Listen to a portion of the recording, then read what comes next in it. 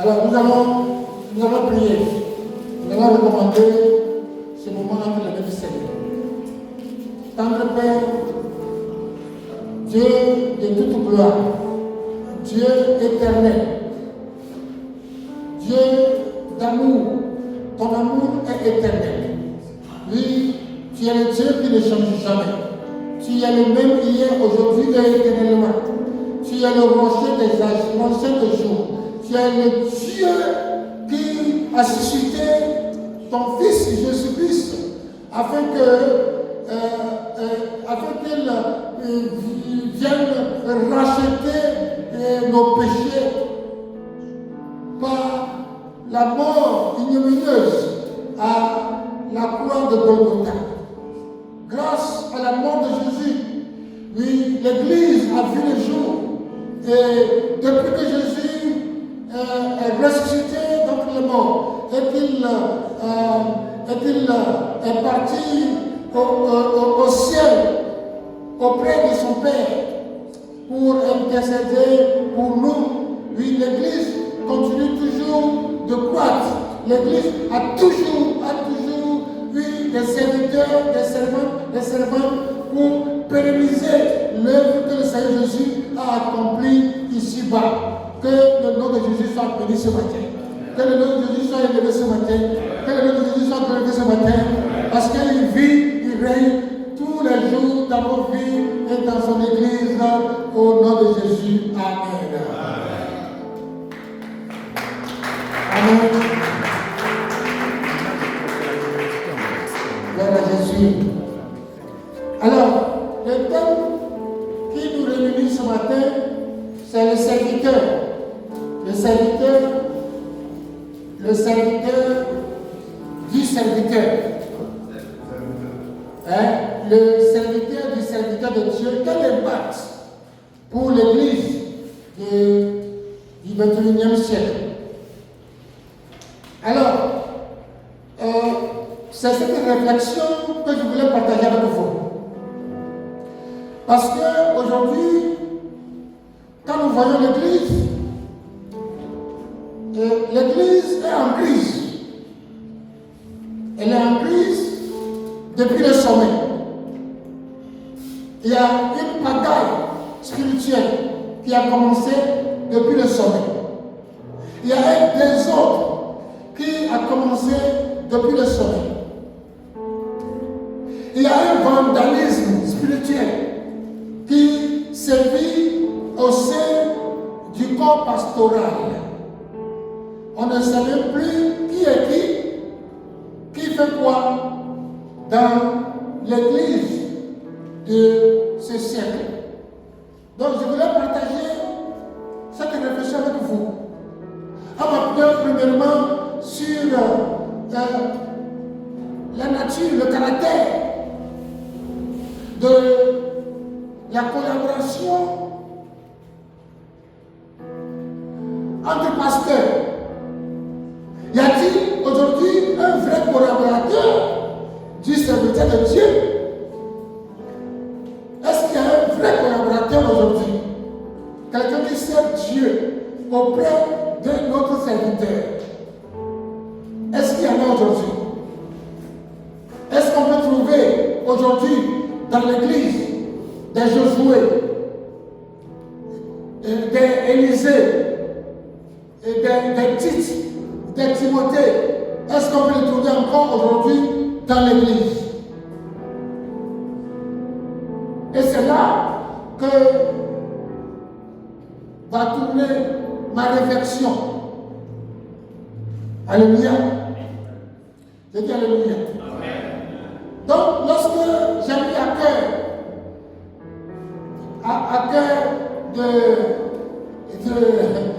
de faire cette conférence avec Dr. Omer, il a réfléchi parce qu'au départ nous avons réfléchi sur un thème d'actualité et qui est en train de diviser l'Église aussi encore aujourd'hui. Et moi je l'ai dit, mais c'est très bon, mais il faut un thème plus pratique. Un thème qui est plus pratique que les serviteurs de Dieu en ont besoin. Et c'est là que j'ai pris ce thème-là. Alléluia. Je dis Alléluia. Oui, Dieu a besoin de nous. Dieu a besoin de nous. Dieu a besoin des collaborateurs qui puissent souffrir avec des serviteurs de Dieu. Des vrais collaborateurs qui puissent souffrir avec des serviteurs de Dieu. Alléluia. Et c'est ces collaborateurs que nous ne trouvons pas aujourd'hui dans l'église. Donc aujourd'hui dans l'église, tout est mélangé. Quand tu viens dans une église, on ne sait pas qui est le dirigeant et qui est ce serviteur. On ne sait même pas qui est le porteur de vision et qui est le collaborateur du porteur de vision. Qui prend les décisions. Amen. Alors, je vais vous donner deux témoignages pour commencer cette conférence. Alors, le premier témoignage, c'était au cours d'une conférence.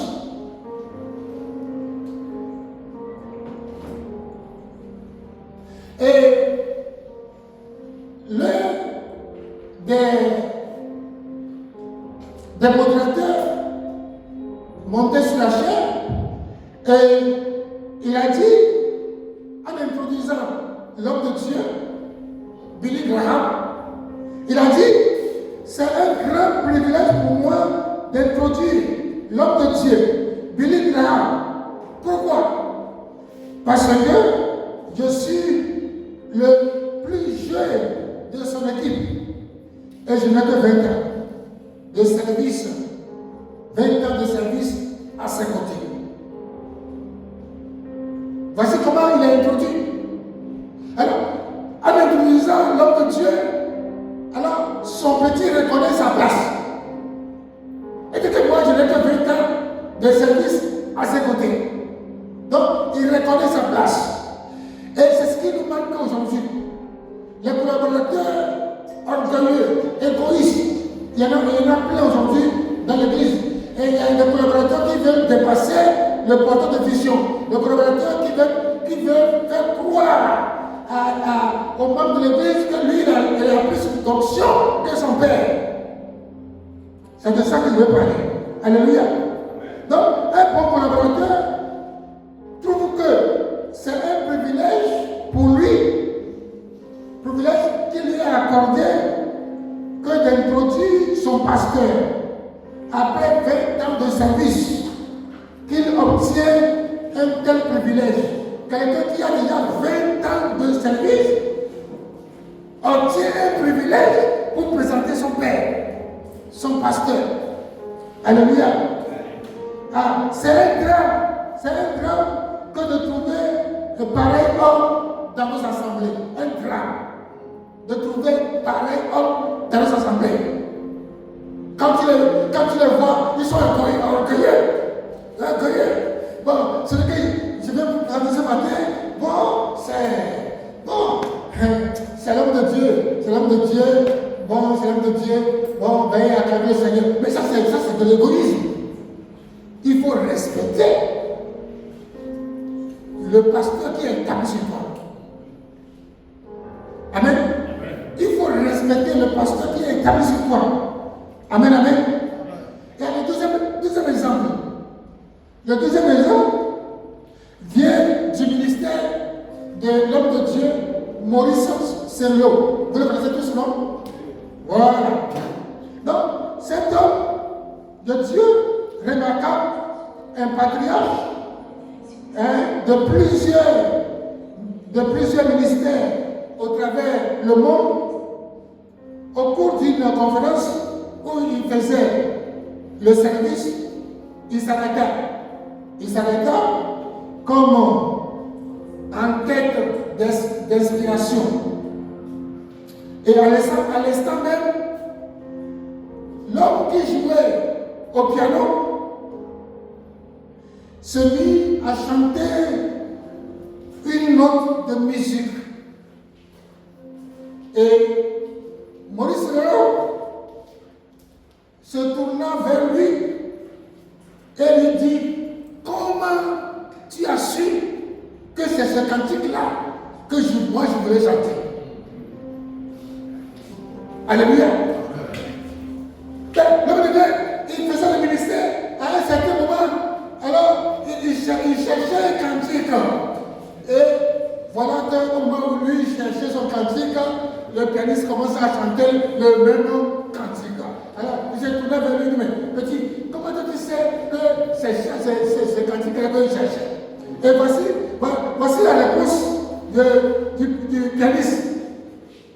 Il dit, ma vie a été consacrée à Dieu pour te servir. Ma vie a été consacrée à Dieu pour te servir. Et j'ai senti que ton onction avait besoin de cette chanson. Et je l'ai joué pour toi. Entre nous, est-ce qu'il y en a encore aujourd'hui? Il y en a pas.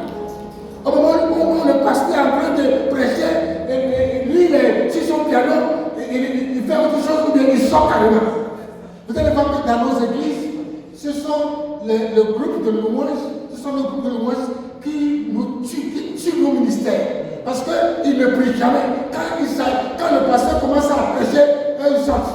En train de jouer, en train de manger, en train de faire autre chose. Mais le petit, il dit, moi, j'ai consacré ma vie pour te servir.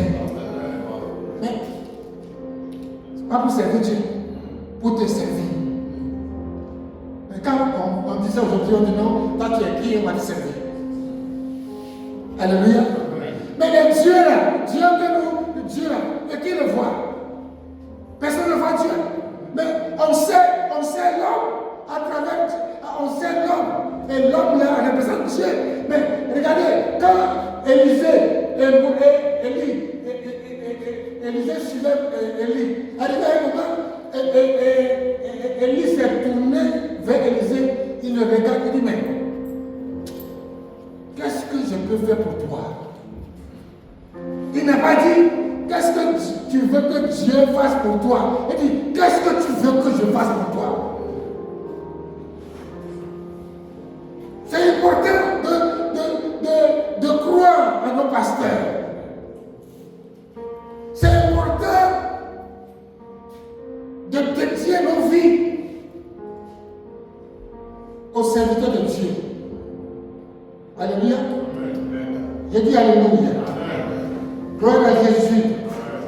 Tu ne peux jamais être comme ton papa. Celui qui t'a introduit dans le ministère là. Toi, tu peux ressusciter les morts. Tu peux faire des miracles. Mais tu ne pourras jamais l'égaler. Amen, amen. L'œuvre de Dieu, bien-aimé, souffre.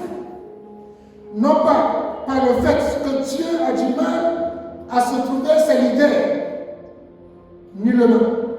C'est parce que les conducteurs spirituels de la ligne de front, comme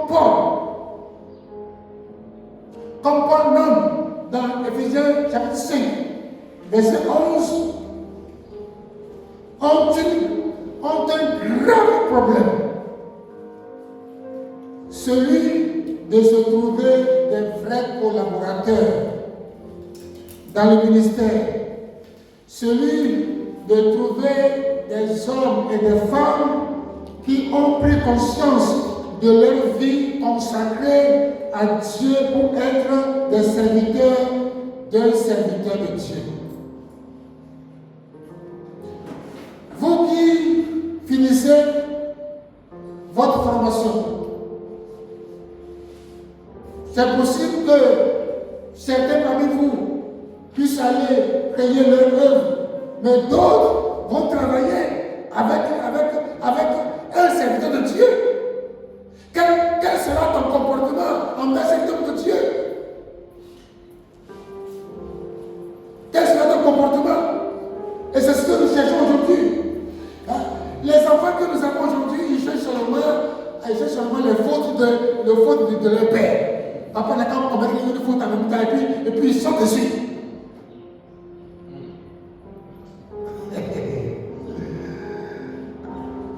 Amen. Si hier, Moïse a su trouver son Josué. Cependant, beaucoup de leaders de notre temps, ils ont du mal à se trouver un homme ou une femme qui répond aux caractéristiques d'un bon collaborateur, comme Josué l'était pour Moïse. C'est vraiment le parcours du combattant pour plusieurs conducteurs spirituels pour en trouver un. Amen. Trouver des hommes et des femmes qui ont la révélation de leur vie, qu'ils ont été sauvés, rachetés et sont consacrés à Dieu pour le servir par son serviteur. Ces hommes et ces femmes sont une race rare en voie de disparition. Or, l'Église a besoin d'unité. L'Église a besoin d'unité.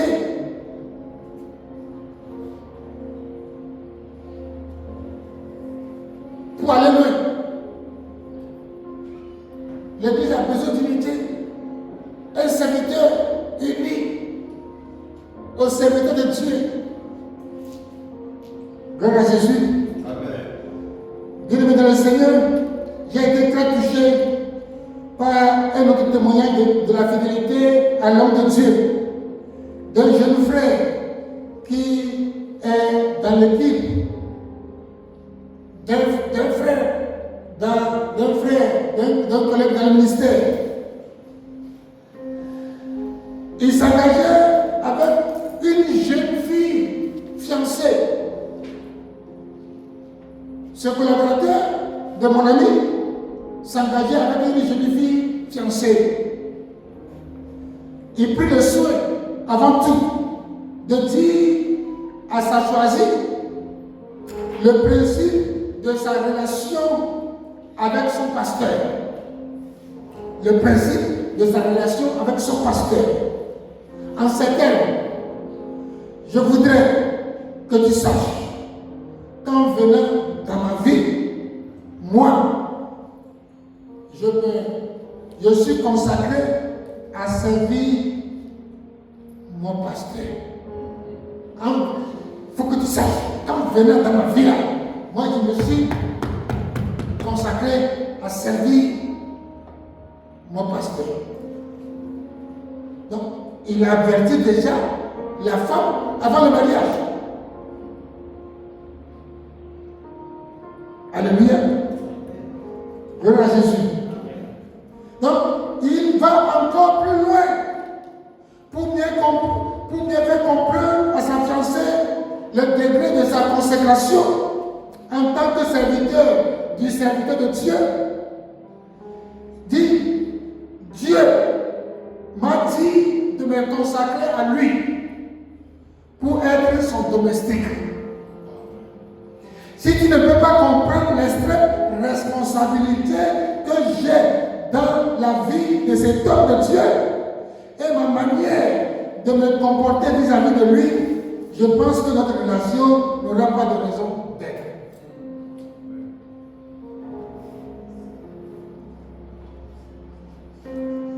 Alléluia. Gloire à Jésus. Trouver une telle personne aujourd'hui aux côtés de l'homme de Dieu est une bénédiction. Moïse était béni dans son travail astreint parce qu'il avait un homme de ce gabarit. Voilà un serviteur de Dieu qui deviendra un grand serviteur qui marquera le monde demain. Amen. Alors, je vais parler maintenant des caractéristiques du mauvais collaborateur. Parce qu'il y en a beaucoup dans l'église aujourd'hui. Les caractéristiques d'un mauvais collaborateur. Donc, il y a un adage qui a fait son chemin et qui a pu même s'infiltrer dans nos églises et coinçant les conducteurs spirituels quand les choses n'avancent pas. Cet adage dit, il n'y a pas de mauvaise troupe, mais il n'y a que de mauvais chefs. Amen. Alors les gens pensent que quand l'église ne réussit pas, c'est la faute au dirigeant principal. Non, c'est la faute à ceux qui sont autour du pasteur. C'est leur faute.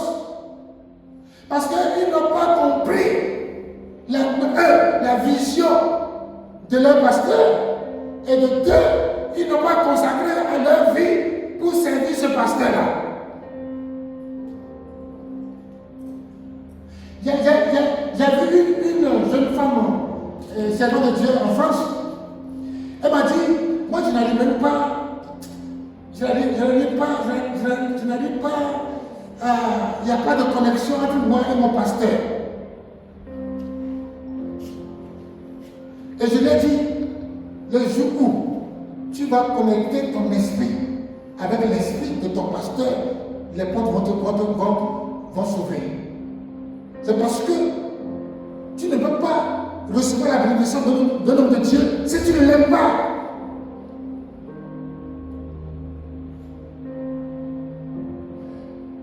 Dieu ne peut pas te bénir si tu n'aimes pas ton papa, ton pasteur. Alléluia. Mais c'est important. Nos vies, mais nous on a consacré nos vies pour servir les serviteurs de Dieu. On a consacré nos vies pour servir. J'ai laissé mon dos pour que les serviteurs de Dieu montent dessus pour faire le ministère. Mais ça, j'ai été comme un domestique d'un serviteur de Dieu. En lavant ses habits, en faisant le ménage.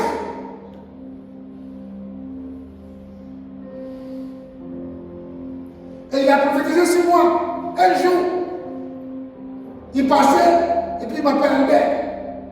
Nida. Et il dit de me mettre à genoux. Et puis il a prié pour moi. Il a prophétisé. Il dit tu seras consacré évêque, tu seras consacré archevêque, tu iras dans les pays des blancs, des pays des rouges, des pays des jaunes.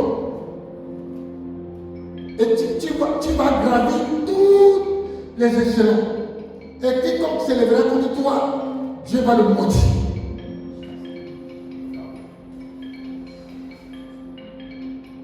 Alors, alléluia. Alléluia. Oui. Et aujourd'hui, j'ai gravi tous les échelons. Tous les échelons.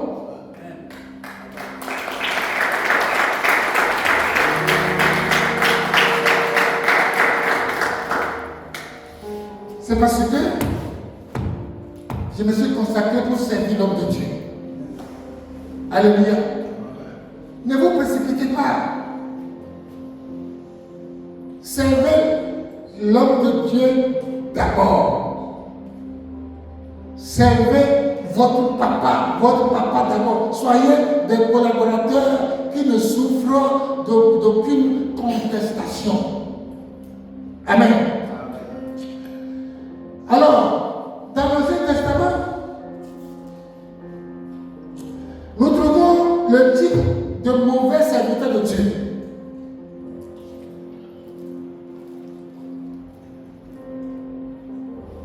Le type de mauvais serviteur d'un serviteur de Dieu. Alors, c'est souvent ce que nous rencontrerons dans nos assemblées actuelles. Et voyons quelques-uns de ces mauvais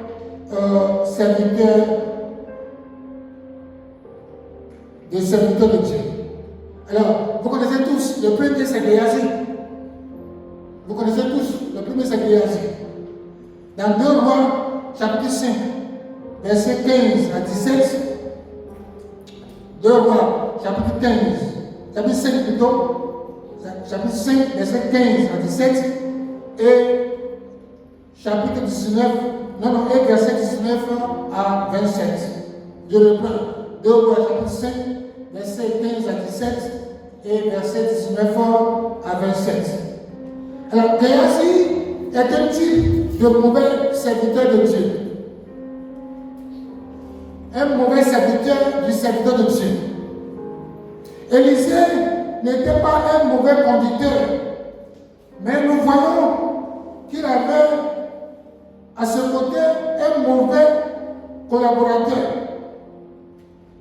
En partant de lui, nous tirons quelques traits qui caractérisent le mauvais serviteur du serviteur de Dieu. Ce jeune serviteur a détruit son avenir ministériel.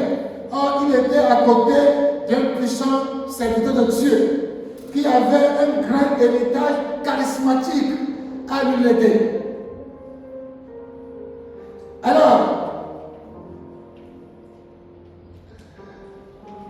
Géasi était un mauvais serviteur du serviteur de Dieu de la façon suivante. 1. Il n'avait aucun scrupule. Il n'avait aucun scrupule. 1 Roi, chapitre 5, 2 Roi, chapitre 5, verset 20. Voici mon serviteur. Voici mon maître plutôt a aménagé Naaman, ce Syrien. Déjà, il n'a aucun scrupule. Ce que son pasteur a dit, lui, il trouve ça anormal. Il trouve ça anormal que son papa puisse dire cette parole-là. Pour lui, les âmes sont des personnes que l'homme de Dieu ne doit pas ménager.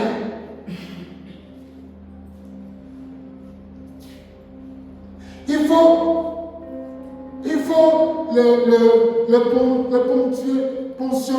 le ponctionner. Et sa vision à côté de l'homme de Dieu, ce n'était pas le soin des âmes qui passe en premier, mais ce que l'on peut retirer des gens qui s'approchent de loin de Dieu. Donc, quand un collaborateur il est là, il ne pense même pas aux âmes, mais ce que les âmes peuvent apporter à l'homme de Dieu. Mais c'est un mauvais collaborateur. Amen. Donc, il sert à côté de l'homme de Dieu seulement pour aller suivre les âmes, pour leur retirer quelque chose, sans que l'homme de Dieu lui-même ne fasse pareille chose. Donc, il fait des mauvaises choses au nom de l'Éternel et derrière le dos de son leader. Alors, tout serviteur du serviteur de Dieu qui fait ces choses derrière le dos de son leader est souvent celui qui finit tôt ou tard par lui mettre un couteau dans le dos. Je connais ici en Côte d'Ivoire un collaborateur qui a tué son leader. Parce que le leader, en refaisant le bureau politique, le bureau exécutif de cette église, a mis sa femme comme vice-président. Et lui qui était le collaborateur du leader a trouvé ça anormal et il a servi l'eau à son leader en mettant poison dedans. Amen. Et l'homme de Dieu est mort, simplement. Alléluia. Alors, deuxième point, ce mauvais collaborateur pense et agit sans informer son leader. Il pense et agit sans informer son leader. 2 Rois 5, verset 20. 2 Rois 5, verset 20. Géasi, serviteur d'Élisée, homme de Dieu, s'est dit à lui-même. Voici encore ce qui le caractérise. Il ne dit rien à son leader, mais il s'est dit à lui-même. Il planifie des choses à l'insu de son leader. Il se met en action sans avertir son leader, sans poser des questions, sans demander la permission. Ça, c'est plein dans nos églises. C'est plein. Et quand le leader veut parler, il s'en va ouvrir son église. Et les gens sont là. Aujourd'hui, il y a tellement d'églises qui n'ont pas de repères, qui n'ont pas de connaissances, qui n'ont rien. Amen. Je dis Amen. Je dis Amen. Le leader ne doit jamais être le dernier à apprendre ce qui se passe dans l'église. C'est ce qui se passe chez moi ici. Chez moi ici, c'est ça. C'est pas tout, papa. Mais moi, je parle de chez moi.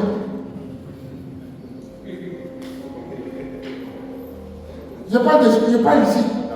Je suis le dernier à apprendre ce qui se passe dans l'église. Alléluia. Donc, ça veut dire quoi? Je suis entouré de quoi? De Géasi.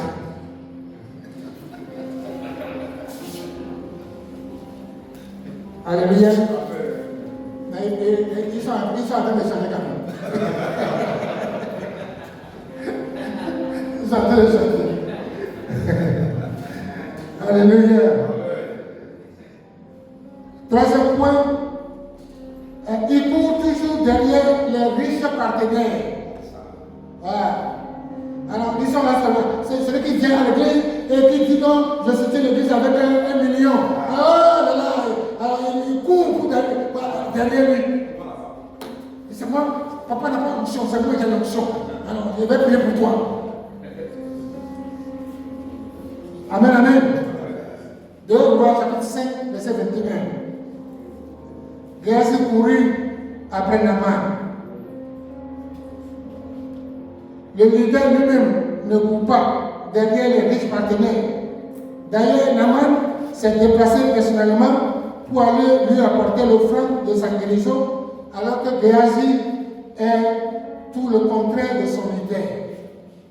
Amen. Aujourd'hui, on se laisse vilipender. Parce que quand le pasteur le leader, et tu vas chez quelqu'un, tu pries pour la personne, et que tu entends prendre quelque chose, comme un retour, mais ce n'est pas normal. La personne ne peut, demain, la personne ne peut plus te faire confiance.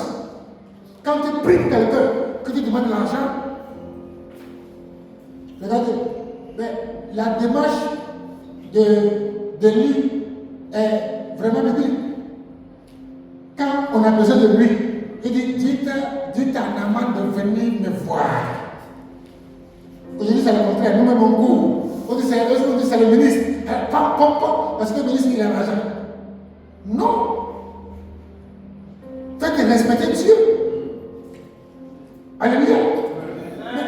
Mais faisons respecter Dieu. Que ce soit le ministre, dites-lui que je suis là, je reçois de telle heure à telle heure. Mais s'il veut, il n'est qu'à venir. S'il ne veut pas, qu'il reste avec sa lettre.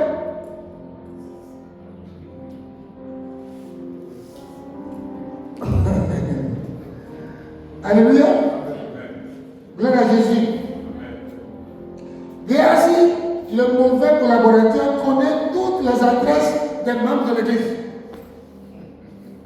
Il connaît toutes les adresses des membres de l'église. Il connaît toutes les maisons.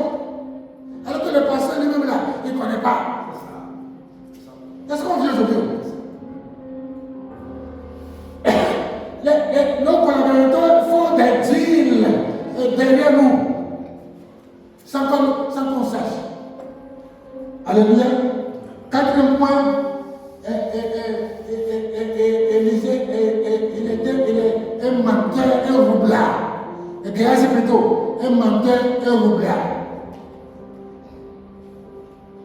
Dans 2 Rois chapitre 5, verset 22, il a dit, tout va bien, mon maître m'envoie te dire. Oh, le maître ne l'a pas envoyé. Amen. Donc, cette histoire de mauvais collaborateurs dans nos églises, mais il y en a tellement. Il y en a tellement. Amen. Et puis, il est un voleur, un cachotier. Voleur. Alléluia. Et dis Alléluia. Vous savez, un vrai leader finit toujours par découvrir les mauvais collaborateurs.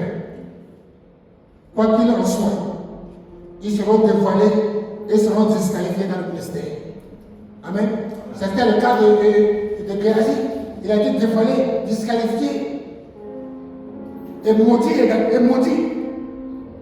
Il y a tellement de maudits aujourd'hui qui s'en vont crier, ouvrir des églises dans les salons. C'est des maudits. Parce que tu as trahi quelqu'un et toi-même tu t'as ouvert l'église. Et puis vous laissez vos têtes là, on impose ces mains maudites là sur vous.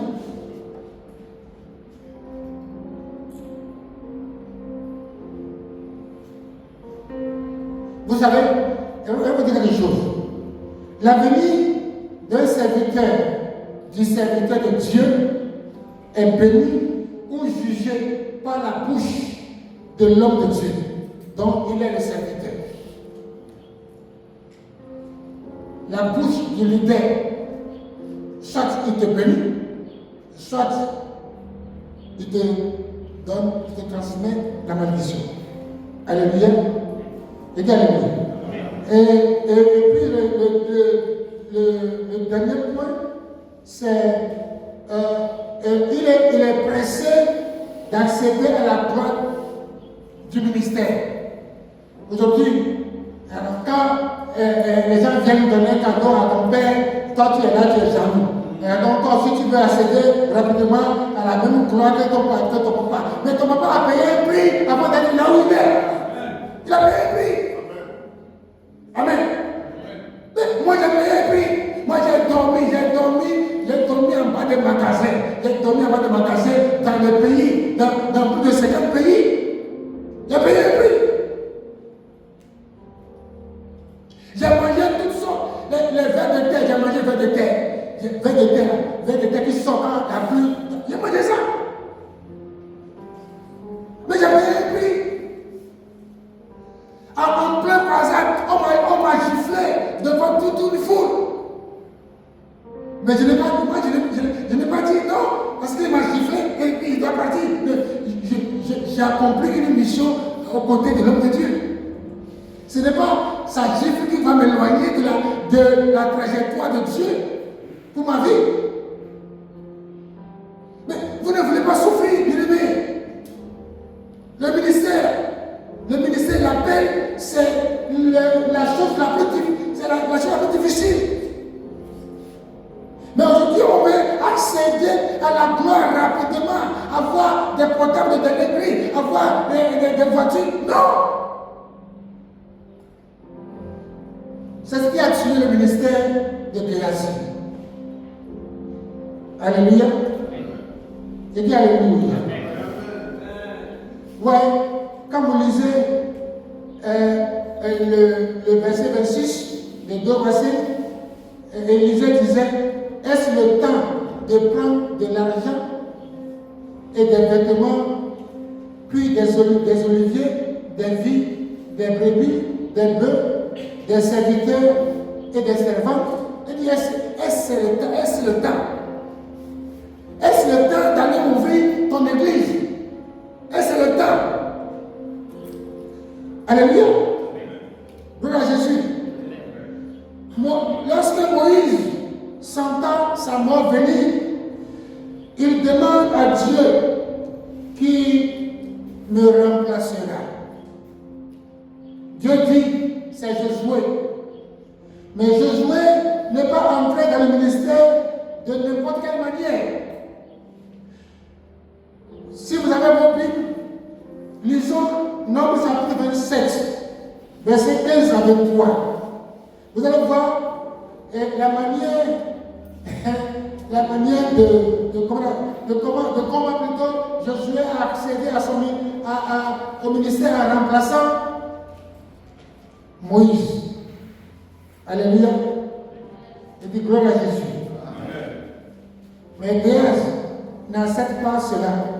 Il est trop pressé d'être remplacé, d'être appelé plutôt homme de Dieu.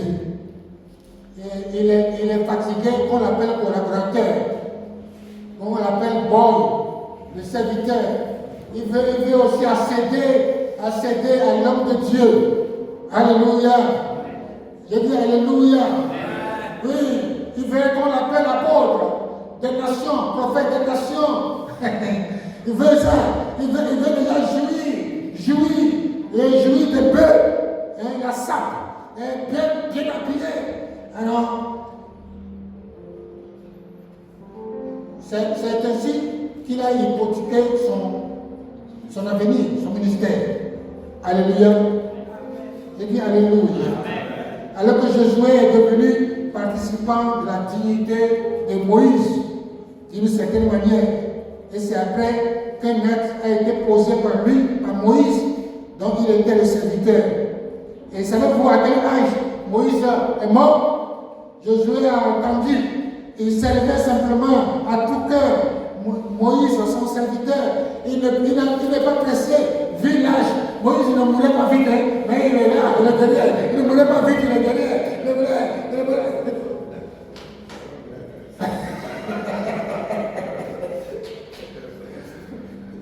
Amen.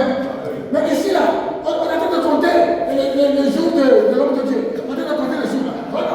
Le vieux aussi, là, il est parti vite.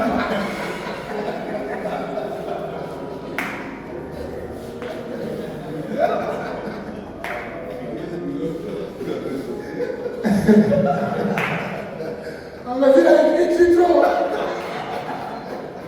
Le gars qui dit là-bas.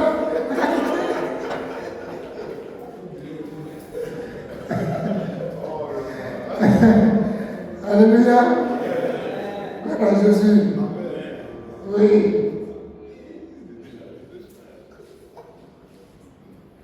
Alléluia. Gloire à Jésus. Alors vous voyez, nous avons l'exemple d'Élisée. Élisée, il rentra dans la dignité de l'île. Il rentra dans la dignité de l'île que lorsque celui qui laissa son manteau. Avant cela, il était serviteur de Dieu, au service de son Père spirituel. Alléluia. Généralement, les mauvais serviteurs du serviteur de Dieu pensent que le ministère auprès de l'homme de Dieu c'est ce qu'on appelle, en premier point, le wedding position. Wedding position. Anglais, français dit waiting. Mais en français, américain, wedding. C'est-à-dire qu'en anglais, on ne prononce pas le terme wedding position. C'est-à-dire que la position d'attente. Il est là, il fait rien, mais il attend la mort seulement de l'hiver. Amen. Donc, le wedding position est un terme anglais qui veut dire une position d'attente. Non pas une position de servir Dieu par l'homme de Dieu, mais tout se fait dans l'idée de l'attente d'une quelconque situation, soit la mort du leader, soit un scandale dans sa vie, soit une maladie, la tête et le paralyse, etc. Afin que lui aussi soit vu dans une gloire imaginaire. Alléluia. Aujourd'hui, le collaborateur, il est là, il guette son leader. Il n'a qu'à faire une faute seulement. Et il est le premier à informer toute l'église. Parce qu'il veut pas. Quand le leader n'a plus une odeur de sainteté auprès du peuple, lui va venir s'asseoir. Alléluia. Il y a une histoire, comme on a raconté tout dernièrement, il y a un serviteur de Dieu, un serviteur de Dieu, qui a un problème pour payer sa maison. Et le serviteur de Dieu lui dit, viens avec ta femme, venez rester chez moi en attendant que Dieu fasse grâce, que vous trouviez une maison. Et il est venu. Et il y a des gens qui viennent prier chez l'homme de Dieu. L'homme de Dieu. Et puis, un jour, il a inventé que son papa, celui qui l'a hébergé, a couché avec une femme à l'église. Et il a été sérieux qu'il a couché avec une femme à l'église. Et rapidement, le comité s'est réuni et ils ont dit à le pasteur, tu n'es plus pasteur de l'église, on te met sous discipline. Et c'est lui qui est le nouveau pasteur. Celui qui l'a hébergé. Vous savez, dans certains cas, Dieu te parle. Dans certains cas, Dieu te parle. Mais Dieu a frappé la femme du serviteur. Dieu a frappé sa femme. Et c'est pendant la maladie que sa femme a crié, a dit, mon mari a menti, le pasteur n'a rien fait.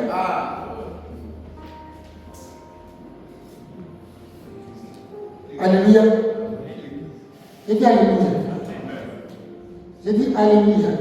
Mais bien aimés, ce sont des choses que nous observons dans l'église aujourd'hui. Il n'y a plus la crainte de Dieu dans les églises aujourd'hui. Chacun veut son pain. Il veut son pain. Donc, les hommes et les femmes qui sont dans le winning position, on le découvre lorsque le leader ou l'œuvre traverse un temps difficile. Ceux-là qui sont dans cette position, on les découvre que lorsque le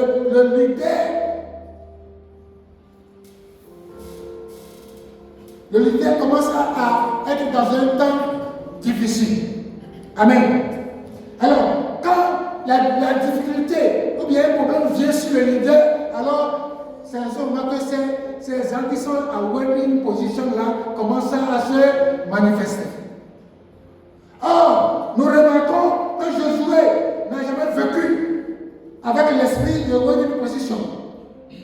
Même au pire moment, les événements qui risquaient d'affaiblir l'œuvre ou elle a détruit complètement, que comme lorsque Moïse avait pris la femme éthiopienne, Josué lui resta fidèle. Amen. Josué lui resta fidèle. Alors que son grand frère, sa grande sœur se sont levés, rebellés contre Moïse. Mais son serviteur, lui, est resté fidèle. Est-ce qu'on peut trouver ça encore aujourd'hui? Alléluia. Est-ce qu'on peut trouver ça aujourd'hui?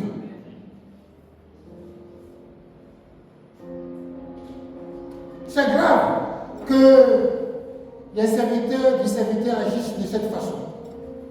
Très grave. Et si je ne voudrais pas faire l'apologie de péché des serviteurs de Dieu. Non. Je ne fais pas l'apologie du péché des serviteurs de Dieu. Mais ce que nous devons savoir, c'est que ce sont des choses qui peuvent arriver. Et ce sont les collaborateurs du leader qui doivent le protéger. Amen. Gloire à Jésus. Je dis gloire à Jésus.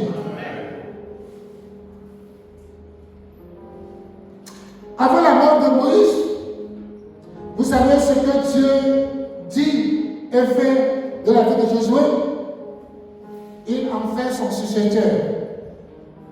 Moïse, qui était un scandale pour Mariam, par le fait de prendre une femme étrangère. C'est ce même Moïse à qui Dieu demande d'imposer les mains à Josué. Le prochain leader et conducteur du peuple. Quand les gens étaient en train de vilipender Moïse, c'est ce moment que Dieu dit va imposer la main à Josué. Alléluia. Et dit Alléluia. Gloire à Jésus. Donc, Moïse lui imposa les mains. Et sagesse pour diriger Israël. Lisez ça dans Deutéronome chapitre 34, verset 9. Donc, les collaborateurs du Wedding Position détermineront la vie de leur leader avant même que celui-ci les ait introduits dans le ministère. Bien aimé, si tu es ici et que c'est un père qui t'a envoyé à la formation, reste tranquille. Reste tranquille jusqu'à ce que ton père puisse t'introduire dans le ministère par l'imposition des mains. Il y a des faux enseignements qui pullulent sur les réseaux sociaux que ce n'est pas l'homme qui impose les mains, mais c'est Dieu qui impose les mains. Dieu va descendre du ciel pour imposer les mains. Dieu va descendre d'en haut. Il utilise toujours les hommes.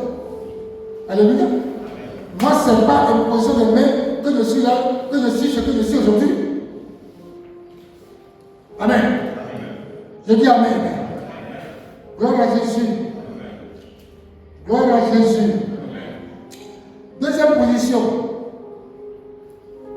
Le killing position. Le killing. K-I-2-L-I-E-L-J.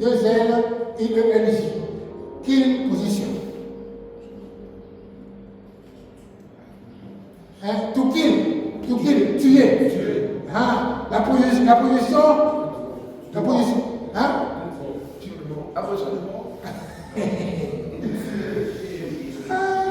C'est la position du tueur. Quelle position? La position du tueur. On a vu, la position d'attente. Maintenant, on va voir la position du tueur. Quelle position?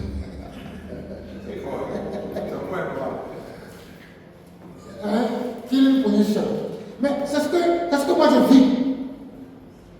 C'est ce que je vis et que je vois partout, que je vous transmets pour éviter que l'église ne sombre dans.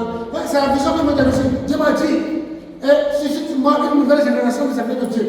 Et je suis dedans. Ça fait plus de 54 ans. Je suis dedans.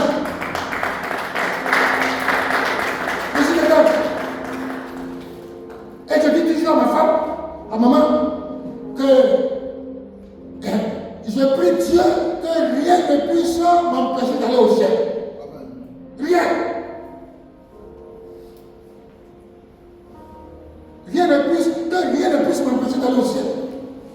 Parce que j'ai servi Dieu. Je l'ai servi avec une bonne conscience. Si je suis un bandit, vous ne me venez pas ici aujourd'hui. Si j'aime l'argent, vous n'allez pas me voir aujourd'hui ici.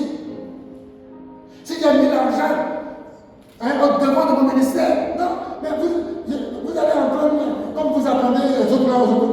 Mais je suis dans mon coin. Et par la grâce de Dieu, il pourvoit à mes besoins quotidiens. Alléluia. Ce n'est pas moi, milliard, c'est bon. Si je ne gagne pas milliard et que je puisse vivre quotidiennement, ça me va. Et cela puisse m'aider à aller au ciel. Alléluia. La position du Dieu. Qui positionne? Ce sont les gens de la race de Absalom.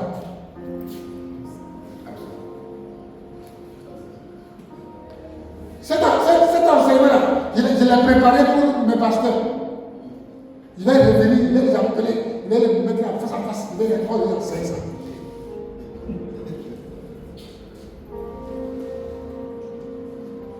Alléluia. Je dis Alléluia. Gloire à Jésus.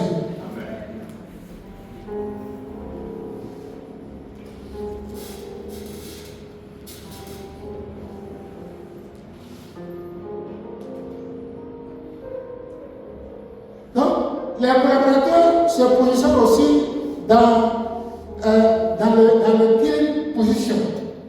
Alors ils sont de la race des non-moins, les Absalom de notre temps. Il est à côté d'un leader. Mais celui qui il est à côté de l'idée, mais c'est lui qui le tuera. C'est lui qui ruinera l'œuvre de son père spirituel. Il est celui qui vit avec le leader comme Brutus, qui s'était associé avec les ennemis de son père. Lorsque son père découvrit la conspiration, ce qui lui fit mal, ce n'était pas que ses ennemis atteignent sa vie, mais que son propre fils soit l'allié de ses ennemis.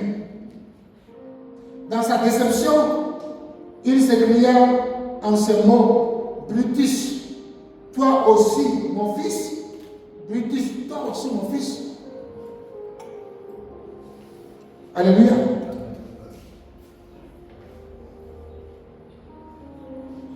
C'est très important pour nous, bien-aimés.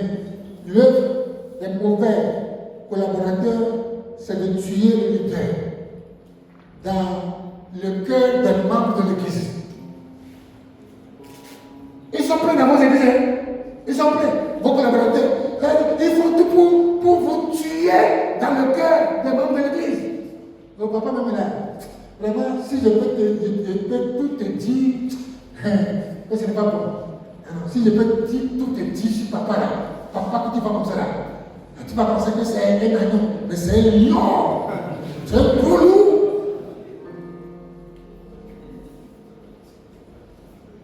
Amen. Ce que je vous dis là, je ne vends pas ça, hein. C'est dans nos églises aujourd'hui. J'ai préparé ça pour faire la pastorale avec mes pasteurs. J'ai 13 pasteurs autour de moi. Parmi eux, il y a des gens qui sont dans la position, qui est une position.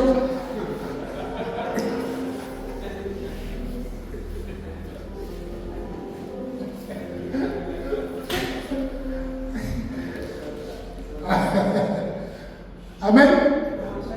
Gloire à Jésus. Mais il faut souvent enseigner la vérité. Il faut enseigner la vérité.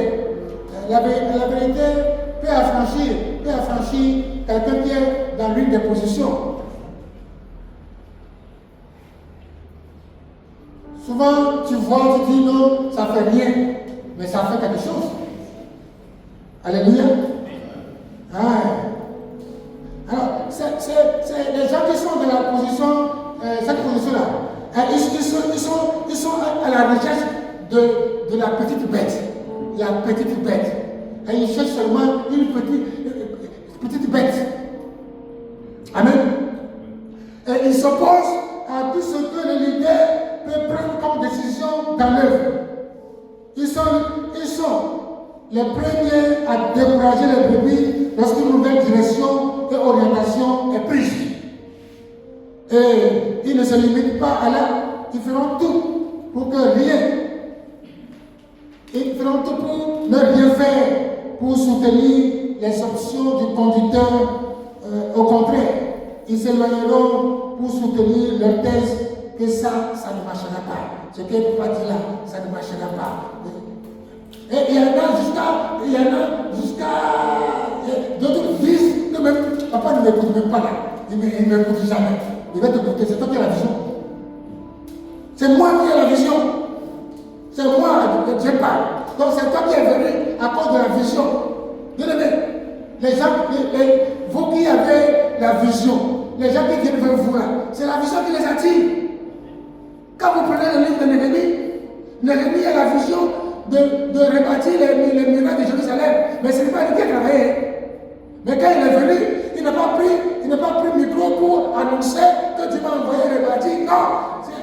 Sa présence a attiré même les gens pour venir l'aider à rebâtir le muraille. Alléluia.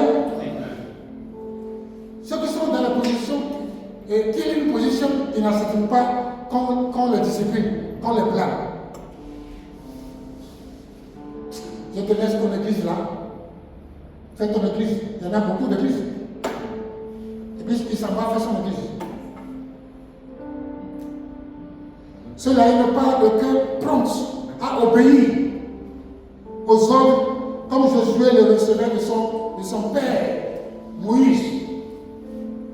Lisez Deutéronome 3, verset 21. Comment Moïse obéissait aux ordres comment Josué obéissait aux ordres de Moïse. Alléluia. Gloire à Jésus. Je dis gloire à Jésus. Ceux-là, ils sont là pour tuer en sourdine. Ils sont là pour tuer en sourdine. Et l'œuvre ne marche pas. Mais tu pries jusqu'à... Mais l'œuvre ne marche pas. Mais ils sont là autour de toi. Les gens sont vides. Ils sont là. Rien ne marche. Ils sont en train de te tuer en sourdine. Il n'est qu'à mourir comme ça, et puis nous, on va faire le vrai. Il n'est qu'à mourir vite, on va faire notre vie. Alléluia. Il dit gloire à Jésus. Oui, ceux-là, ils tuent les femmes. Ils tuent les femmes des pasteurs. Ils jugent le comportement des enfants des pasteurs. Ou leurs enfants ne font pas meilleur de foi. Quelquefois, ceux-ci n'ont pas encore l'âge des enfants de leur conducteur. C'est une souffrance quand une église est remplie de collaborateurs en pile position. Et c'est très grave.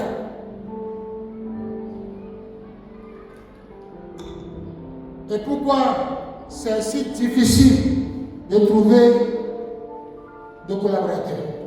Pourquoi c'est si difficile de trouver de collaborateurs? Dans les années 70, quand j'ai commencé le ministère, 70, il n'y avait pas de pasteurs. Les pasteurs sont rares. Et puis les pasteurs sont de Dieu. C'est Dieu. Moi je me rappelle quand j'allais dans le... Parce que moi j'avais beaucoup dans le Canada. Quand les gens me voient, on s'en fout. On s'en fout. C'est comme de Dieu. C'est comme de Dieu. Un finir en cas de voir, toi, pasteur, dans la rue, il va te cacher. C'est mon pasteur de là. C'est lui qui m'a appelé là.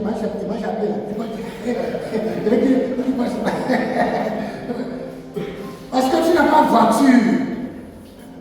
Tu n'as pas ce que les gens ont aujourd'hui.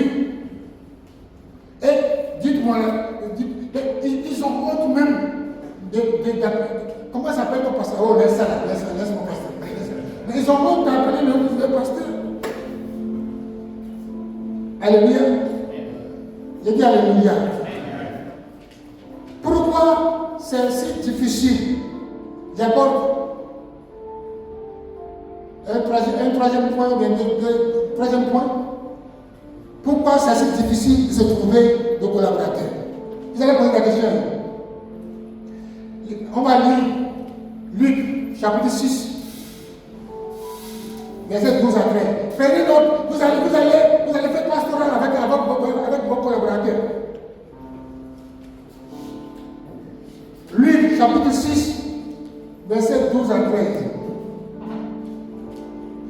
En ce temps-là, Jésus se rendit sur la montagne pour prier.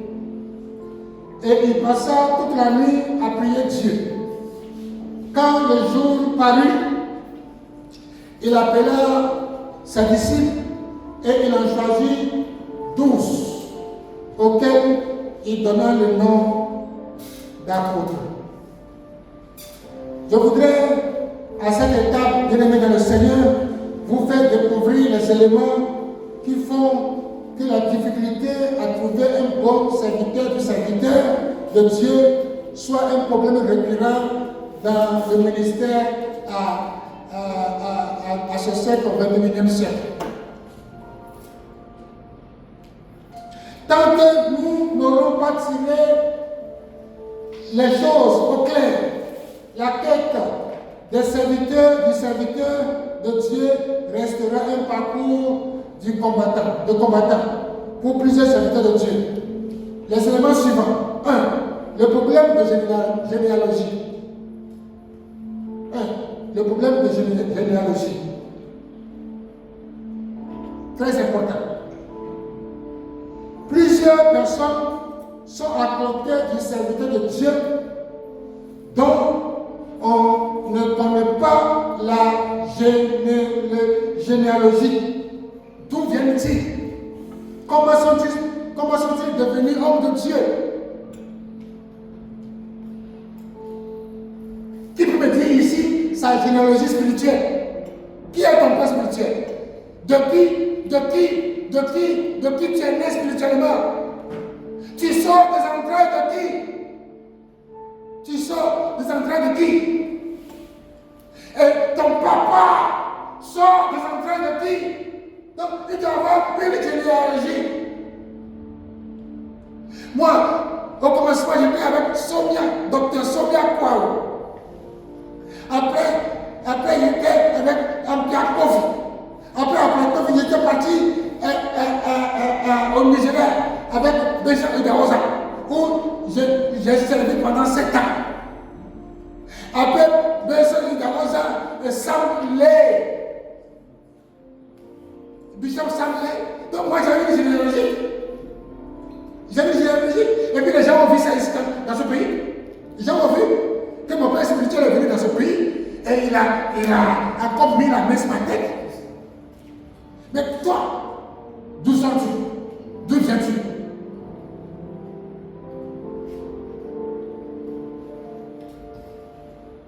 Dis à ton voisin, d'où sors-tu?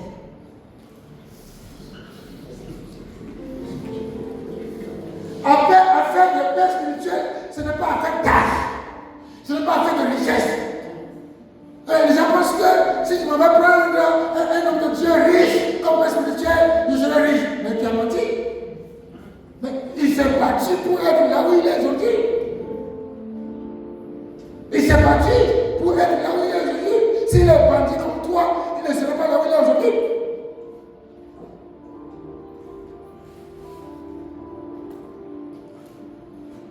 Alléluia.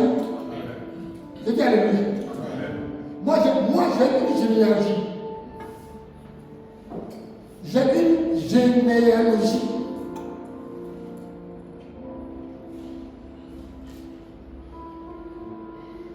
Alléluia.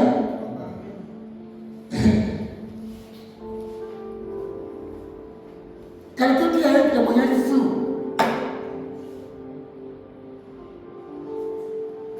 Non. Il faut le regarder. Mais les gens pensent que tu peux réussir dans le ministère sans sortir des entrailles de quelqu'un. Non! Je vous dis, non!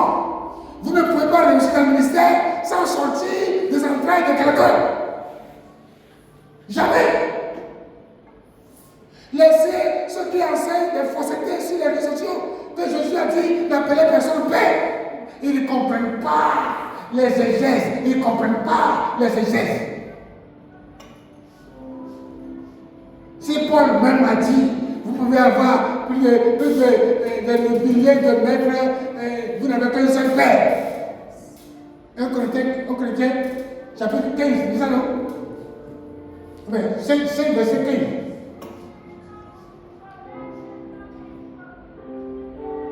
Amen. C'est biblique d'avoir un père spirituel. Quelqu'un qui puisse t'orienter, un mentor, un guide, un père dans le ministère, un père dans la foi. Très important.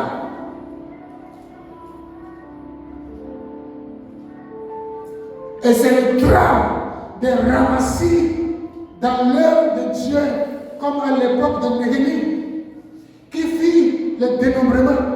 Il découvrit que certaines personnes qui cherchaient à imposer les influences sur le peuple n'avaient pas de généalogie claire. Ils n'avaient pas de généalogie claire. De qui es-tu issu? De qui es-tu issu?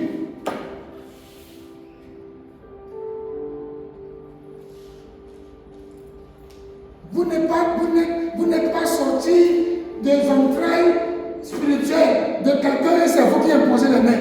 Des mains sales, des mains maudites. Ça fait qu'aujourd'hui, là, les chrétiens sont bêtes parce qu'ils n'ont pas de généalogie spirituelle.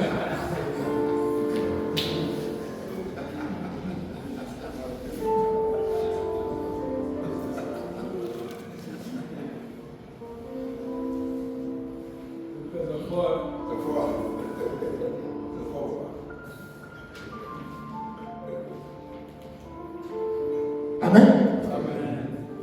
Je dis Amen. En petit temps, je vais parler du problème, le problème de la reconnaissance de la paternité spirituelle. Le problème de la reconnaissance de la paternité spirituelle.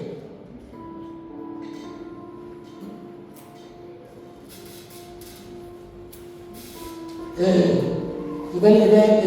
après ça, nous allons, on me dit de continuer. Amen. Le problème de la reconnaissance de la paternité spirituelle. Dieu était clair avec qui Aaron devait manger la part que l'Éternel lui réserva dans l'accomplissement de ses fonctions sacrées. Quand vous prenez le nombre 18, vous allez voir ça là.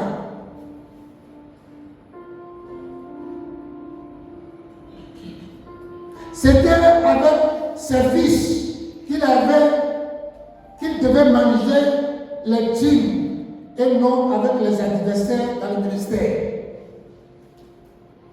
Tu vois, l'église ne prospère point parce que les collaborateurs qui sont autour de toi, qui prennent ta dîme, la dîme qu'on te donne, tu les distribues, mais ils sont dans la position wedding, position killing, position, ils te tuent à petit feu et toi tu leur donnes la dîme. Comment Dieu peut nous bénir? Comment Dieu peut nous bénir? Toi, le leader, tu les considères comme collaborateurs, comme des lévites, et tu leur donnes la dîme. Alors qu'ils sont dans la position killing et wedding. Ils sont prêts à te tuer, ils te tuent à petit feu. Alors, rien ne peut marcher. Rien ne peut marcher. Alléluia. Je dis Alléluia. Et Dieu était clair. Et Moïse devait partager la dîme, les offrandes avec ses fils et non avec ses adversaires. Et non avec ses adversaires. Et plus encore, avec des mercenaires.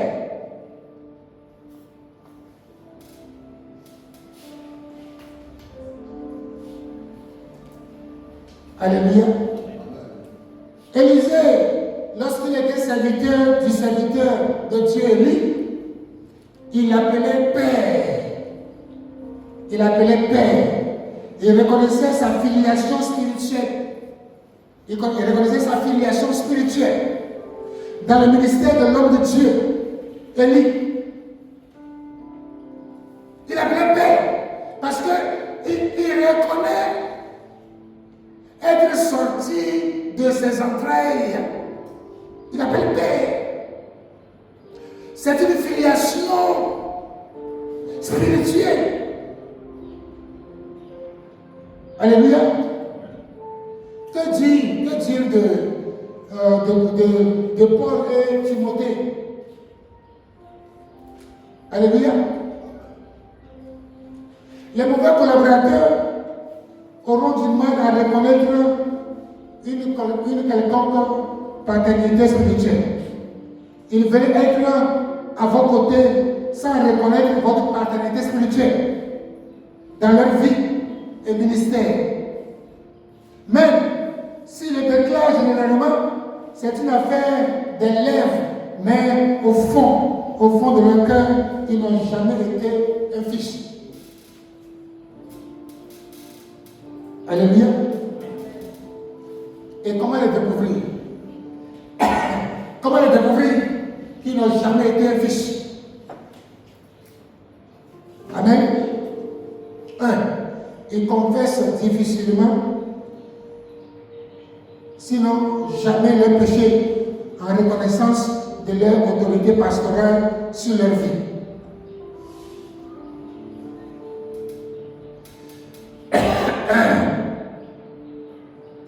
Et souvent, c'est le Saint-Esprit qui l'expose par la force de la parole de votre ministère.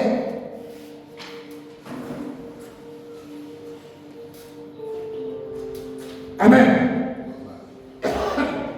2.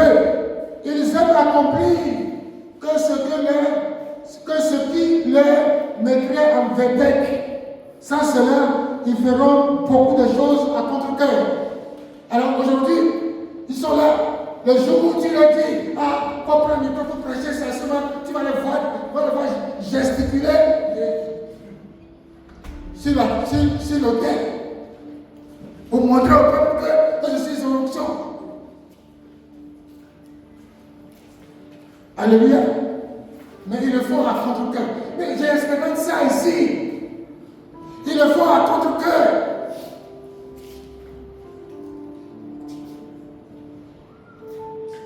Et ceux-là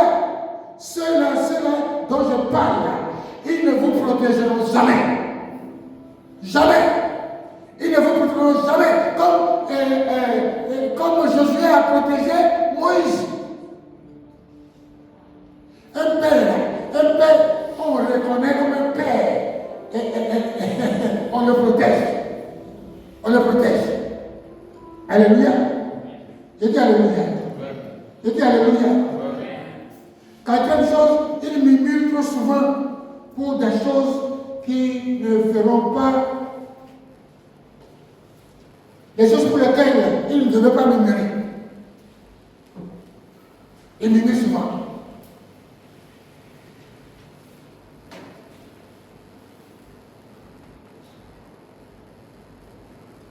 Alléluia. Gloire à Jésus. Je dis gloire à Jésus. Nous devons faire attention à ces deux positions dans l'église. The wedding position et killing position. Nous devons faire attention et être vigilants. Alléluia. Et le problème de paternité est un problème très sérieux. Très sérieux. La paix est claire. Les ordres de Dieu à Moïse sont clairs. Il dit, tu partages la dîme des offrandes avec tes enfants, et non pas avec tes adversaires. Or, aujourd'hui, nous sommes entourés des adversaires comme collaborateurs dans nos églises. Et les gens ne sont pas bénis. Amen. Je dis Amen. Deuxième point, le problème de refus d'adoption. Le refus d'adoption. Ces personnes n'acceptent même pas une paternité par adoption. Ils se comporteront comme des compagnons de la révolution qui ont des droits, les honneurs, la gloire et des parts. Les mauvais collaborateurs là, c'est ça. Ils n'acceptent même pas qu'ils soient adoptés comme un fils. Et ils se comportent comme des collaborateurs. Même pied d'égalité. Ils revendiquent les mêmes droits que le leader, les mêmes honneurs que le leader, la même gloire que le leader, les mêmes parts que le leader.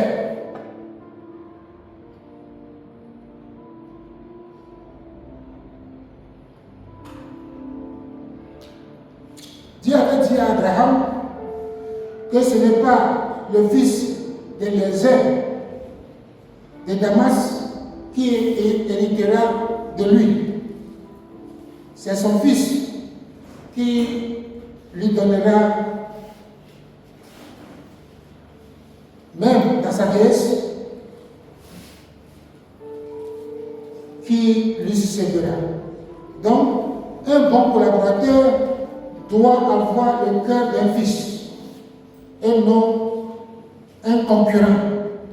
Et non un concurrent, ou bien le cœur d'un concurrent, ou bien le cœur d'un ennemi qui attend qu'une occasion pour détruire son leader et détruire l'œuvre.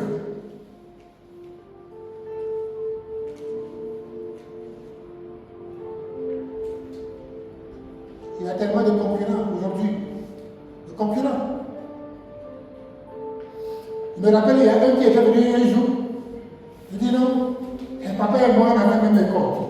Je dis n'importe quoi. Quand moi j'ai fait l'école en 1974, à Bénédicte au Nigeria, là, toi tu viens de faire l'école en 2000. Est-ce que c'est une école à faire?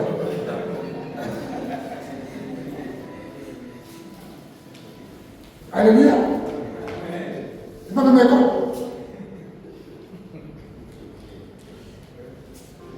Pas même école. Donc, c'est les gens qui n'ont pas l'esprit de fiche, qui ont l'esprit de concurrent. Ils veulent se comparer au Père.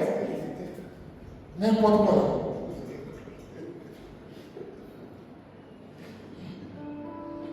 C'est grâce à nous qu'on a créé le département français à Bénédicte au Nigeria. C'est grâce à nous. On était deux francophones. Il y a moi et puis il y a un Camerounais. C'est grâce à nous. En 114. Quand tu viens d'aller à l'école en 2005-2008, tu dis que on a fait même école. Et puis je ne suis pas parti là-bas faire un nouveau bac, non? Non? Il y avait master. Master. Alléluia. Je dis Alléluia. Je dis Alléluia. Donc, un bon collaborateur doit avoir le cœur d'un fils. Le cœur d'un fils. Amen. Amen. Le problème de la découverte de son appel. Tant qu'une personne ne reconnaît pas son appel auprès de l'homme de Dieu, il est dangereux de faire de lui votre serviteur. Hein? Il faut que la personne reconnaisse son appel auprès de toi. Il faut que toi-même là, tu le vois. Et puis, tu te dis, voilà mon serviteur. Il a un appel de Dieu.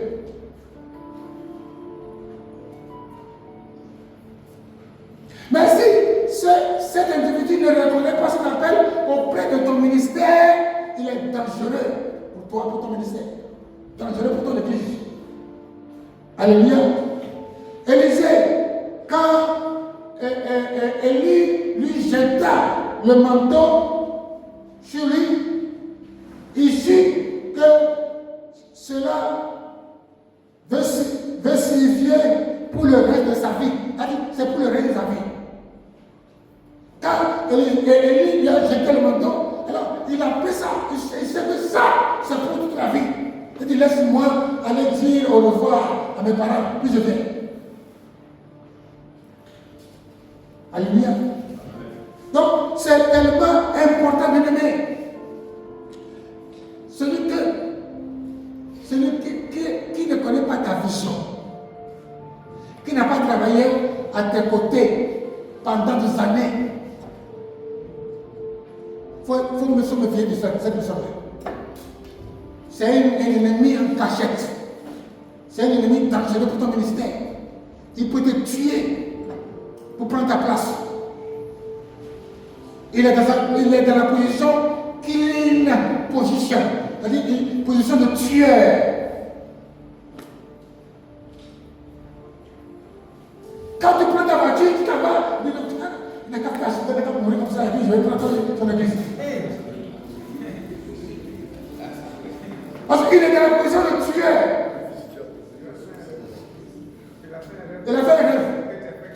Mais il ne sait pas que Dieu, quand il appelle là, mais il appelle, il sait combien d'années c'est dans sa main, il compte toutes les choses. Il appelle, il a menti. Amen. Je dis Amen. quelqu'un est en train de compter mes jours, bon, non, le Dieu n'a pas parti de toi. Mais il s'est trompé. Il se trompe. Il va mourir, mais ce n'est pas maintenant.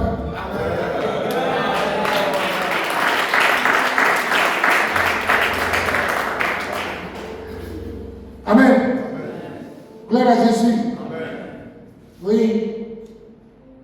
Alors, c'est très important pour nous de Seigneur. Le deuxième point, le problème de manque d'enseignement approprié sur la vie de l'Église. Il y a une carence de l'enseignement sur les serviteurs de Dieu et les serviteurs du serviteur de Dieu. Il y a une carence. On n'enseigne pas. Quelqu'un qui vient chez toi, qui dit, je vais travailler avec toi, il faut l'enseigner. Il faut l'enseigner. C'est pourquoi j'ai préparé ça pour mes pasteurs. Parce que j'ai remarqué qu'il y a beaucoup qui ne savent même pas ce qu'il faut autour de moi.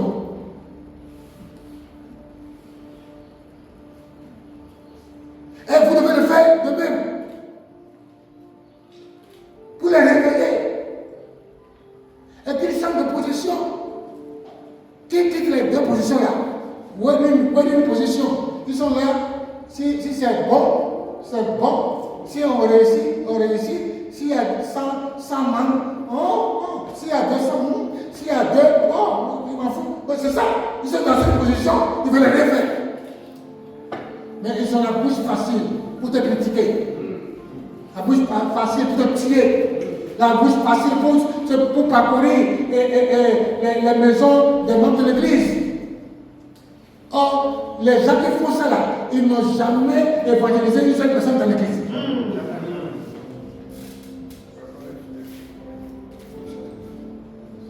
Il peut continuer. Amen. Le Dieu est méchant. Alléluia. Je vais dire encore pour dire, nous avons un grand nombre de rebelles dans nos églises aujourd'hui. On a un grand nombre de rebelles dans nos églises simplement par manque d'enseignement. Sinon, ces personnes qui se comportent en rebelles seraient de bons serviteurs à côté d'un serviteur de Dieu. Amen. Parce que la Bible dit quoi? Mon peuple périt faute de connaissance. Parce qu'il vient d'ailleurs avec ce qu'il connaît là-bas. C'est qu'on a mis dans son fichier là-bas. Comme dit que quelqu'un l'a fait, ce qu'on a mis dans sa tête là-bas. Il vient avec ça. Et tout ce que toi tu lui dis, lui, ça ne lui correspond pas parce qu'il a été bourré quelque part. Donc, il faut le désintoxiquer. Il faut le désintoxiquer. Il faut enlever ça dans sa tête. Il a été intoxiqué quelque part. Alléluia. Ajoutons à cela la précipitation à vouloir établir les gens avant les avoir soumis à un test d'endurance, de patience, de caractère, de fidélité, de loyauté, d'intégrité et aussi de preuve du temps. On ne fait pas ça. Et je vous exhorte à mettre, à soumettre les gens qui sont autour de vous à un test d'endurance, de patience, de caractère, de fidélité, de loyauté, d'intégrité et aussi à l'épreuve du temps.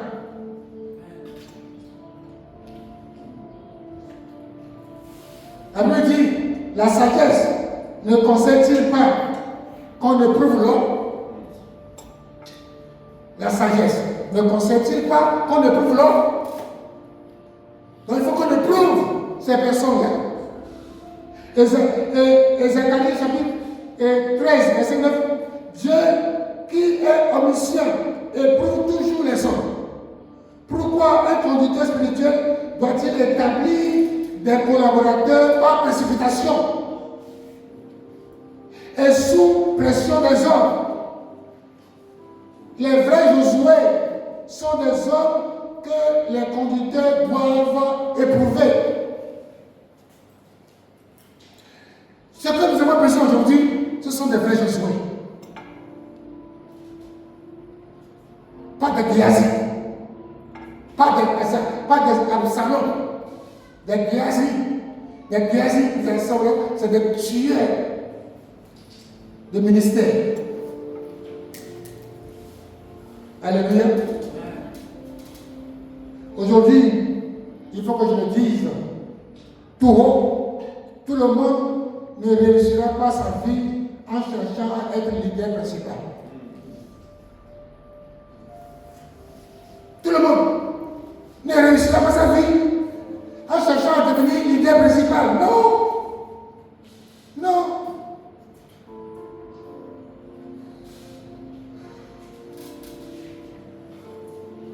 Non. Toi qui définis ta formation, si là où tu as quitté pour venir là, faut retourner. Faut retourner. Va prendre le pied de ton leader et dis-lui, papa, je consacre ma vie pour te servir.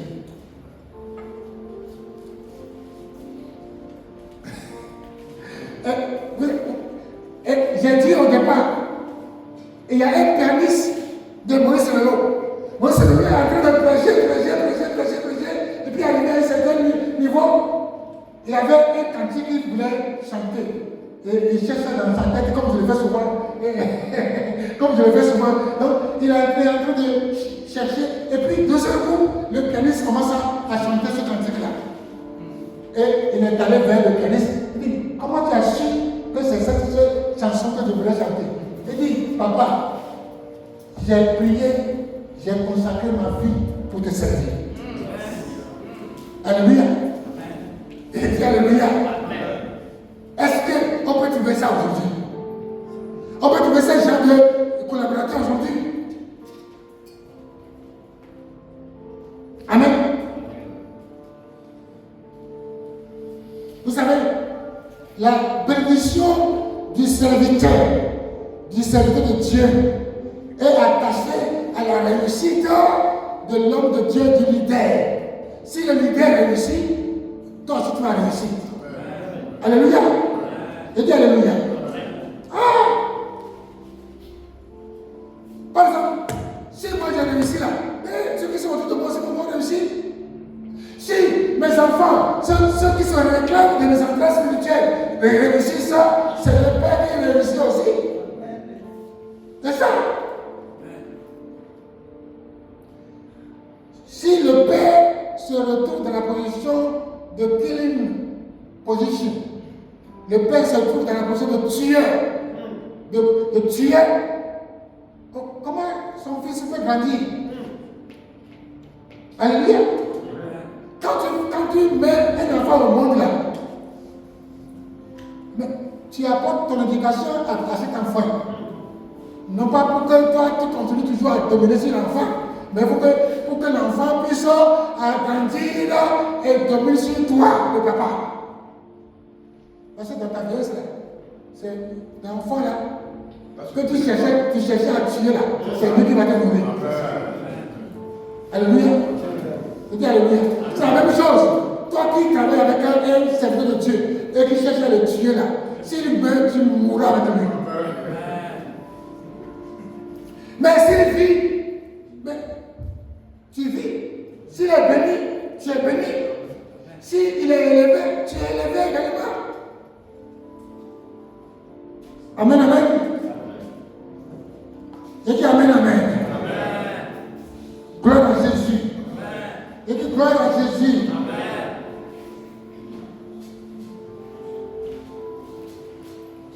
Je vais m'arrêter, mais avant de m'arrêter, il va faire un résumé. Alléluia. Gloire à Jésus.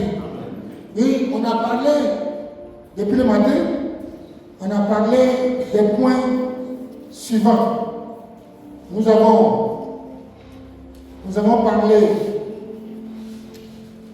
du serviteur, on a parlé comme thème le serviteur du serviteur de Dieu. quel impact sur l'église du 21e siècle. Alléluia. J'ai dit Alléluia. Et j'ai commencé par un témoignage. Un témoignage, oui, de l'homme de Dieu, Billy Graham, qui, pendant une conférence, a été introduit par un de ses collaborateurs. Et le collaborateur disait, c'est un grand privilège pour moi que d'introduire l'homme de Dieu, Billy Graham. Pourquoi? Parce que je suis le plus jeune de son équipe et je n'ai que 20 ans de ministère. 20 ans de ministère, c'est pas petit. Quand tu mets un enfant au monde, 20 ans, il est prêt pour le mariage. Mais lui, il se croit toujours petit en ayant 20 ans de ministère. Alléluia. Et le deuxième témoignage que je viens de vous dire, le troisième témoignage, c'est un jeune homme qui voulait se marier. Et il a dit, il a appelé ça choisi. Et il a dit, moi, ma vie là, je l'ai consacrée pour servir mon pasteur.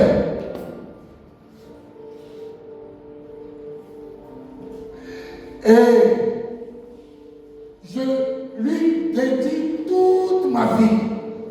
Donc, si tu veux vivre avec moi, sache que moi, ma vie ne m'appartient pas, mais j'ai dédié ma vie pour être le serviteur du serviteur.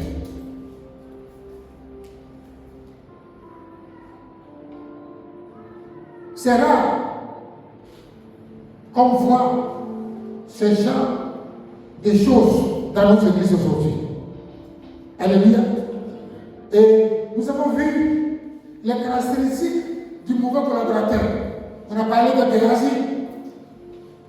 Et dans les mauvais traits de Géasi, nous avons vu le waiting position. Nous avons vu le waiting position qui veut dire que la personne, qui veut dire la position d'attente. La personne est avec toi, il travaille avec toi, mais il est là, il te regarde, et lui, il ne cherche que ta chute. Il ne veut que ta chute. Il est là, il se promène dans les maisons. Il ne gagne personne à Jésus dans l'église, mais c'est lui qui connaît les adresses de tous les membres de l'église pour te salir. Alléluia. Et nous avons vu le killing position également, la position de tueur. Ils sont là seulement pour attendre ta mort, attendre une faute de toi. Ils attendent que tu commettes une petite erreur pour prendre ta place dans l'église. Et nous avons dit que c'est très dangereux